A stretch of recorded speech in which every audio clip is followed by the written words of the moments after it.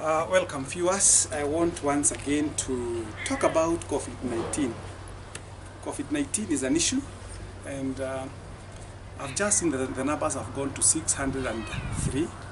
Yesterday we had 688. These numbers are a bit worrying. I want to call upon all Kenyans wherever they are. Kenyans wherever you are, kindly take this information seriously. Allow me to make a few remarks. One, COVID-19 is a very, very serious viral disease that affects what we call the respiratory system. Well, it is better to be safe than sorry. Majority of us Kenyans, we are taking it for granted. I've actually made a few moves. I've been to quite a number of places today, and I was surprised to see that Kenyans are still taking this disease for granted. Many Kenyans are sick. Our friends are in hospitals. Some of our colleagues are admitted in hospitals, separate hospitals with their family. Wife in one hospital, a husband in another hospital, children with their mother in other hospitals. I did not have enough words to actually emphasize on the need to take the precautions as given by the Ministry of Health. Today's newspaper again, we read that over 31 million Kenyans will be infected by COVID-19 before 2021. Or the numbers may go up to 41 million people. Whereas that is the projection of the government, the statistics being taken, and of course what we call extrapolation, using various modeling procedures and academic projections.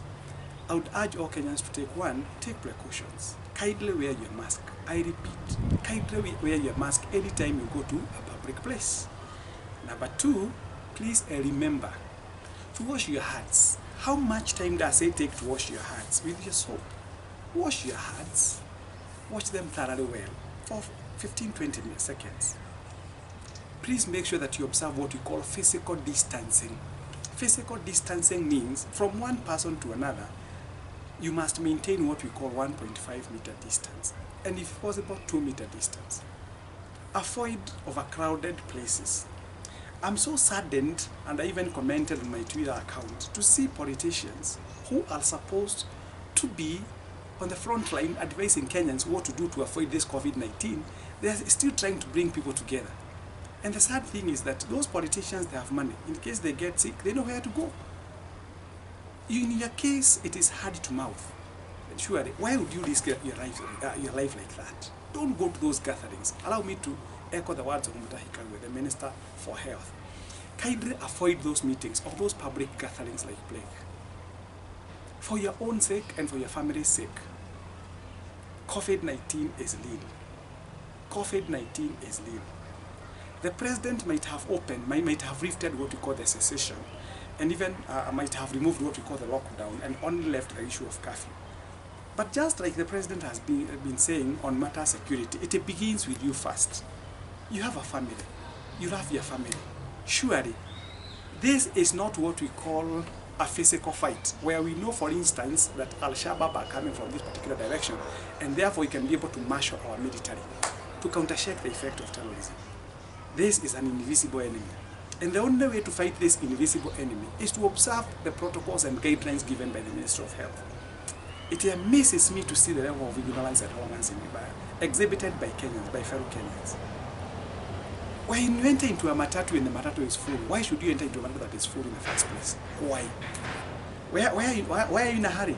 Hurry has no blessings. Why don't you? It is better that you get caught by the police, by the way, because of actually going beyond the 9 p.m. curfew, as opposed to contracting COVID-19. And again, you have the right to say this matatu is full. You don't have to put a full matatu. Why should you do that in the first place? Why? For who? For whose benefit in the first place? Let's observe what the government is telling us. I know together we can be able to overcome this pandemic, you can overcome it. But it will require what we call concerted efforts. The government is doing what it can. Every day, the Minister of Health, the CS Health, the CAS, Dr. Rashid, Dr. Mongel, they are always on the TV telling us these are the numbers. I know it is no longer music. It is no longer music to your ears. But these are this is what is on the ground. This is exactly what is happening on the ground. They have to keep us informed, and we have a choice to make. Why should you go retelling aloud? I am also worried that today I had gone to Dawn Home and I saw some parents walking with their children without masks along the road. What business do you have taking your child out, honestly, at this point in time? Why can't you wait until the numbers go down? Why can't you wait until this issue of COVID-19 is out of our lives? I don't know what Kenyans require to be told. Let me tell you something. It is the wearer of the shoes by the end of the day who knows where the pinch is. It is those people who have suffered COVID-19, or those who have got victims of COVID-19, who knows the pain of what they have gone through. You do not have to experience what they have gone through in order for you to know that this disease is actually very, very horrible, very devastating, very, very boggling, and it's a very bad situation to be in. So I urge you Kenyans, wherever you are, kindly, I urge you Kenyans, wherever you are, take the protocols and guidelines given by the Ministry of Health seriously.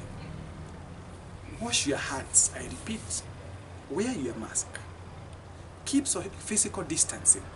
Avoid overcrowded places. And, for heaven's sake, even going to those places where people enjoy taking one for the load or two for the load. Surely this is not the time to do that. You never know. Just like Honorable Mutahi Kagwe says, treat the next person as a prospective COVID-19 patient. It's only by so doing that you can be able to overcome this pandemic. So I urge you Kenyans, wherever you are, those watching my YouTube channel, Dr. Paul Kibicho, to kindly adhere to those regulations and guidelines given by the government, so that we may be able to lead a normal life, and so that this issue, this scourge of COVID-19, we can actually tame it down. Remember what Honorable Mutahi Kagwe says. If we treat this disease normally, it will treat us abnormally. And he says, you can get it, I can get it, everybody can get it. You have a family, take care of your family. Go to your workplace, observe what we call all those protocols and guidelines, come back home in the evening. You don't have to go mingling with people. For what purpose, honestly? We already have what we call a scourge that has left many people devastated. Don't become part of those statistics. Don't please become part of those statistics. With those few remarks, the numbers are worrying, the numbers are going up. We have got so many patients, and our health facilities will definitely get overwhelmed. We pray to God that God is going to save us from this particular pandemic. So please observe those guidelines, and I believe with God all things are possible. Thank you so much. My name is Dr. Paul Moi Kibicho. Dr. Paul Moi Kibicho happens to be the CEO of Panorama Consulting Company, where we offer various services. We offer what we call financial literacy. We offer what we call organizational audit. We do what we call strategic planning for companies. We do what we call risk management and analysis. We do what we call motivation speaking. We do what we call coaching and mentorship, among other things. Our offices are situated along Outer Ring Road, Top Glass House, first floor, just next to the ATM of Equity and ATM of Cooperative Bank, where Petan's Driving School is. You can get us there for more information, and kindly please do give us a visit. Thank you and God bless. Thank you so much.